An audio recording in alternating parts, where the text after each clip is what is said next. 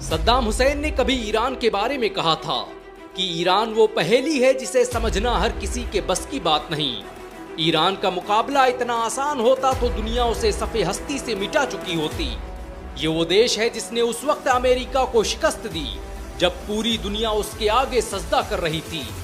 पूरी दुनिया में 57 से अधिक मुस्लिम देश हैं, लेकिन अमेरिका के सामने जो दबदबा ईरान का है वो किसी और का नहीं। यहाँ तक कि गाजा के मुद्दे पर सऊदी अरब जैसा देश भी इतना विरोध नहीं कर पाया है जितना ईरान ने किया है। ईरान ने इजराइल पर हमला करके साबित कर दिया है कि वो सिर्फ बातें ही नहीं करता बल्कि जरूरत पड़ने पर अपने रॉकेटों से दुश्मनों की धरती हिला देता है। अगर मिडिल ईस्ट में देखा जाए तो ईरान ही अकेला देश है जिसने इजराइल के विजय रथ को रोक रखा है, क्योंकि लेबनान से लेकर इराक, ईरान और आसपास के देशों में उसके लोग ही इजराइल के खिलाफ लड़ रहे हैं।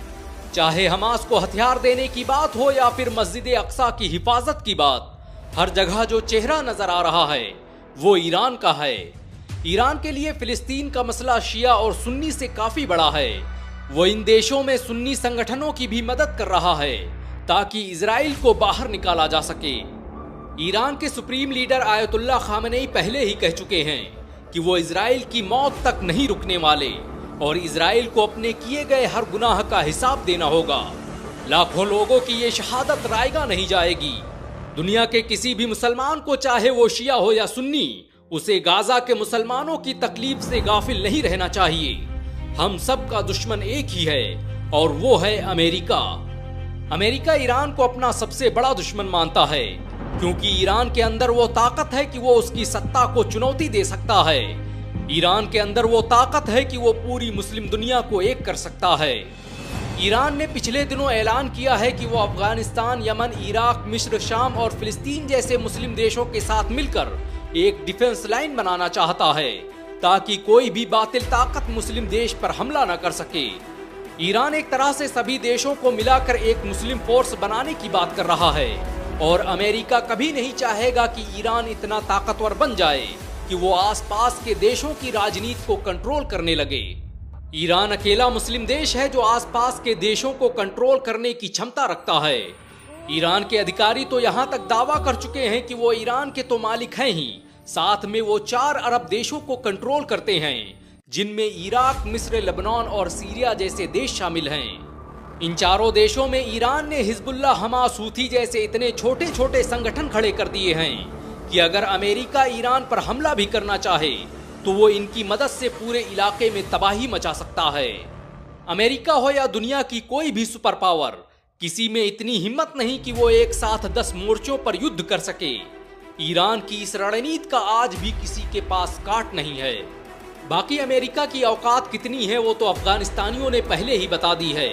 हालात ये है कि जो अमेरिका बरसों तक अफगानिस्तान के तालिबान को आतंकवादी बताता रहा, बाद में उन्हीं को सत्ता सौंप कर भाग गया। यहाँ तक कि उसकी इतनी हैसियत नहीं रही कि वो अफगानिस्तान से अपना साजो सामान ले जा सके। आज उसी अफगानिस्तान के लोग अमेरिका से टेबल पर बैठकर बातें कर रहे हैं। जो तालिबान कल दुनिया के लिए आतंकवादी थे, आज ब्रिक्स की करेंसी पर सेंटर में उनकी तस्वीर छप रही है।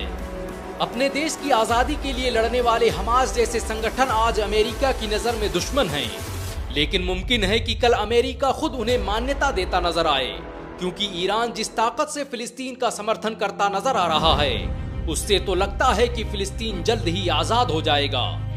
ईरान किसी भी मामले में इजराइल से पीछे नहीं है।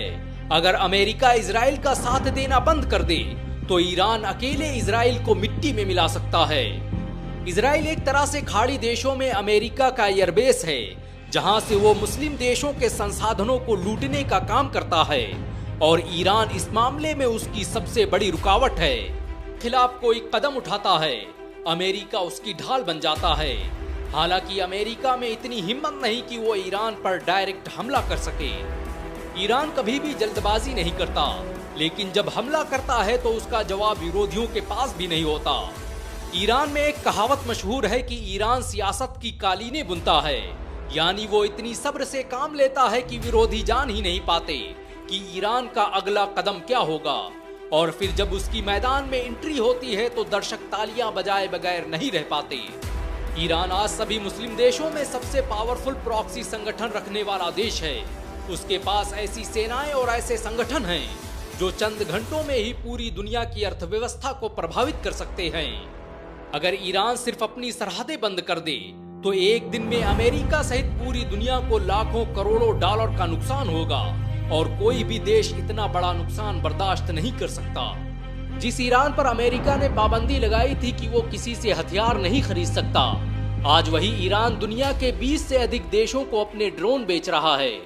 Tajikistan, Armenia, Sudan, Ethiopia, Venezuela, Algeria जैसे देश उसके ड्रोन सिस्टम का इस्तेमाल कर रहे हैं। ईरान ने जालिमों का मुकाबला करने के लिए उसके विरोधी देशों को एक प्लेटफॉर्म पर लाकर खड़ा कर दिया है। अमेरिका के पूर्व राष्ट्रपति जॉर्ज डब्ल्यू बुश ने कभी कहा था कि निसंदेह ईरान हमारे लिए खतरा है, क्योंकि उसका मकसद हमारे सबसे मजबूत साथी इजराइल को बर्बाद करना है। ये दुनिया के अमन और हमारे गठबंधन के लिए खतरा है।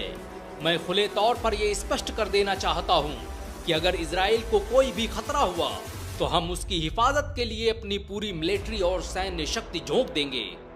ईरान विश्व पटल पर हर दिन अपनी धाक जमाता जा रहा है। इस वक्त मुस्लिम देशों में ईरान पॉपुलैरिटी के मामले में पहले स्थान पर है। यहाँ तक कि सऊदी अरब के अंदर भी ईरान को लेकर लोग बातें कर रहे हैं। अब तो सऊदी अरब भी फिलिस्तीन के मुद्दे पर खुलकर ईरान का समर्थन करता नजर आ रहा है। ईरान हर जगह इजराइल को घेर रहा है। पिछले दिनों ईरान की शरीफ यूनिवर्सिटी के प्रोफेसर्स ने दुनिया भर की यूनिवर्सिटियों के नाम खत लिखा है और अपील की है कि सभी अमन पसंद और बेदार ज़मीर लोग इजराइल की मुखालिफत करें और इजराइल पर वैसे ही मुकदमा चलाया जाए जैसे नाजियों पर इंसानियत के कत्लेआम और नरसंहार का मुकदमा चला था। ईरान आज पूरी दुनिया के मुसलमानों का हीरो बन चुका है।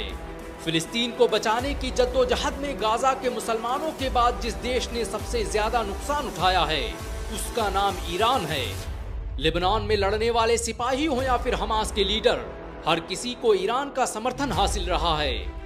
अरब और ईरान में बरसों से वर्चस्व की लड़ाई चलती रही है, लेकिन इस बार सऊदी अरब ने भी साफ कर दिया है कि वो अपनी जमीन का इस्तेमाल ईरान के खिलाफ नहीं होने देगा। इजराइल को लगता है कि वो बड़ी आसानी से अपने ग्रेटर इजराइल के मंसूबे को पूरा कर लेगा और गाजा से मुसलमानों का खात्मा कर देगा, लेकिन उसे याद रखना चाहिए कि जब तक ईरान मिडिल ईस्ट में मौजूद है तब तक उसकी ये ख्वाहिश कभी पूरी नहीं हो सकती।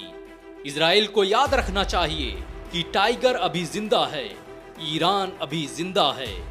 वैसे ईरान के बारे में आपके क्या विचार हैं, नीचे कमेंट में जरूर बताएं। क्या आप ईरान को एक ताकतवर देश मानते हैं? अगर हाँ तो इस वीडियो को लाइक